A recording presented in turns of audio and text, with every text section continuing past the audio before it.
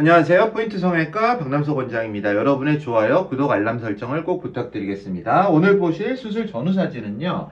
2주 전에 타병원에서 수술을 하였는데 원래 10년 전쯤에 수술을 하였고요. 다시 이제 시간이 많이 흘러서 쌍꺼풀을 하려고 2주 전에 타병원에서 수술을 하였습니다.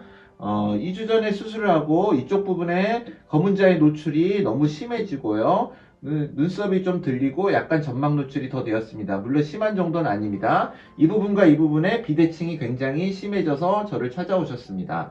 환자분의 경우 눈매를 잡았을 때 상당히 변화의 진폭이 강할 거를 어느 정도 추정을 하여서 환자분께 충분히 설명을 드렸고요. 상담 시에 환자분께 어느 쪽 눈 정도의 노출이 더 좋으냐를 물어봤고, 쌍꺼풀의 높이가 어느 정도로 원하는지, 물론 그런 부분들을 상담 시에 상당히 중요한 부분입니다. 물론 환자분이 100% 원한다고 그걸 구현할 수 있는 것은 아닙니다. 환자분들이 가끔 오해를 하시는 경우가 있습니다. 환자분이 원하는 라인을 이렇게 해준다 그러면은 그 의사가 소통이 잘 되는 것이고, 그거를 환자분의 말을 잘 이해를 못하면 소통이 안 되는 거라고 생각을 할 수 있는데요. 이해를 못하는 것이 아니고 환자분이 말하는 그런 디자인이나 그런 쌍꺼풀의 라인을 이 환자분께 구현을 할 수 있을지, 이 구현의 조건에는요, 구조라든지 피부의 결이라든지, 이분 재수술인 경우에는 재수술 이전 수술에 문제가 된 수술의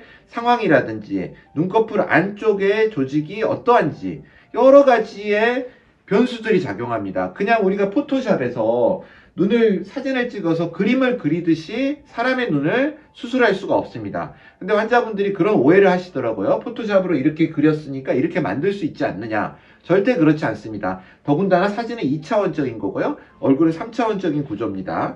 또 근육과 피부를 우리가 종이 자르듯이 재단을 해서 할 수가 없습니다. 그런 부분을 항상 좀 이해를 해 주셔야 돼요. 성형외과에서 환자분께서 원하는 방향으로 모든 게 다 이루어지는 거라면 사실 저도 얼굴을 다 뜯어 고치고 장동건이 돼서 이런 성형외과 의사를 안 하고 탤런트가 됐을 수도 있겠죠. 하지만 그럴 수 없다는 거 우리는 다 알고 있습니다. 어느 정도의 한계가 있고요. 상당히 재수술은 더 한계가 많습니다.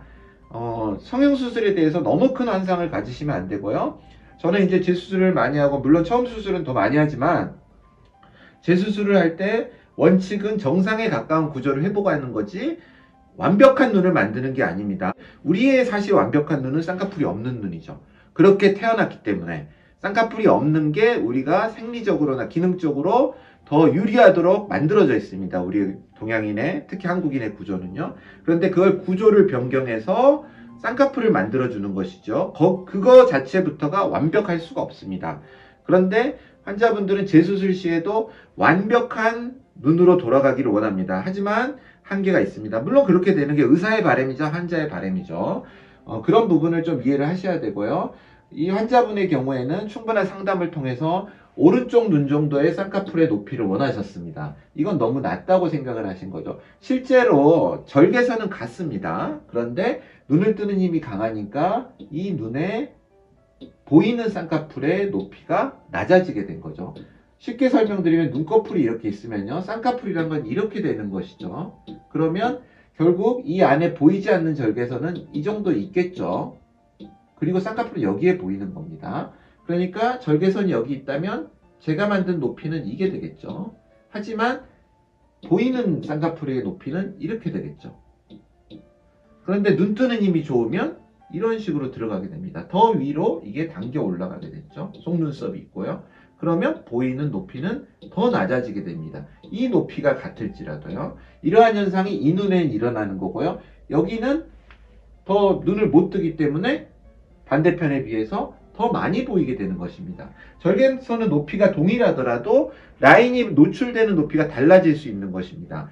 이런 부분에 대해서 환자분들이 좀 이해를 못 하시는 경우가 있는데요. 그래서 눈매를 손댈 때는 여러 변수가 존재하게 되는 것입니다. 특히나 잘못돼서 왔을 때는 단지 환자분들은 이 높이를 더 높이면은, 여기다가 더 절개를 해서 높이면은 또 눈매는 낮추고 그런 생각을 할 수 있는데요. 그렇지가 않습니다. 여러 톱니바퀴처럼 물려서 눈의 모양을 결정하게 됩니다. 환자분은 지금 상담을 통해서 이 높이가 좋으시고요. 눈동자의 노출도 이 정도가 좋다고 하십니다. 약간 개슴츠레해 보일 수도 있는데요. 오히려 이게 명확해 보일 수 있죠. 이런 좀 많은 명확한 눈을, 또렷한 눈을 좋아하시는 분도 있지만 약간 개슴츠레하고 약간은 섹시한 그런 눈을 좋아하시는 분도 있습니다. 환자분은 약간의 이 정도의 노출과 함께 라인 높이를 원하셨습니다. 수술을 하였는데 실제 이거는 수술 후의 결과고요. 수술을 1차적으로 했는데 여기는 떨어졌는데요. 이 결과가 나왔는데요. 반대편은 오히려 좀 높아졌었습니다. 그래서 눈매라는 게 시소처럼 작용을 해서요. 여기가 떨어지면 여기가 커질 수가 있습니다. 이런 부분을 충분히 상담 때 설명을 하면 환자분이 어느 정도는 이해를 하십니다. 문제는 이제 환자분이 그런 메커니즘을 이해를 못했을 텐데요. 어떻게든 의사가 충분히 이해를 시키려고 하지만 뭐 2, 30분씩을 설명을 해도 그 부분을 약간 이해를 못 하시는 분들이 있습니다. 그런데 시소처럼 어느 정도 평행을 이루고 있어서요. 이게 떨어지면 이게 올라가는 그런 현상이 일어날 수가 있습니다. 환자분 역시 나타나서요.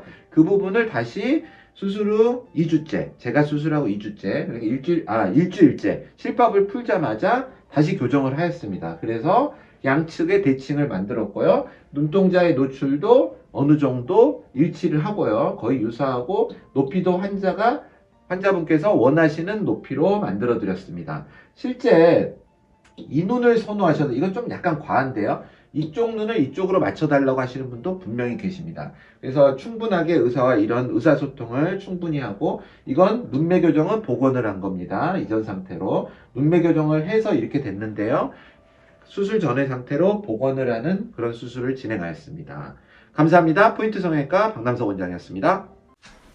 여러분의 좋아요와 구독이 저에게 큰 힘이 됩니다. 좋아요를 꾹 눌러주세요. 감사합니다.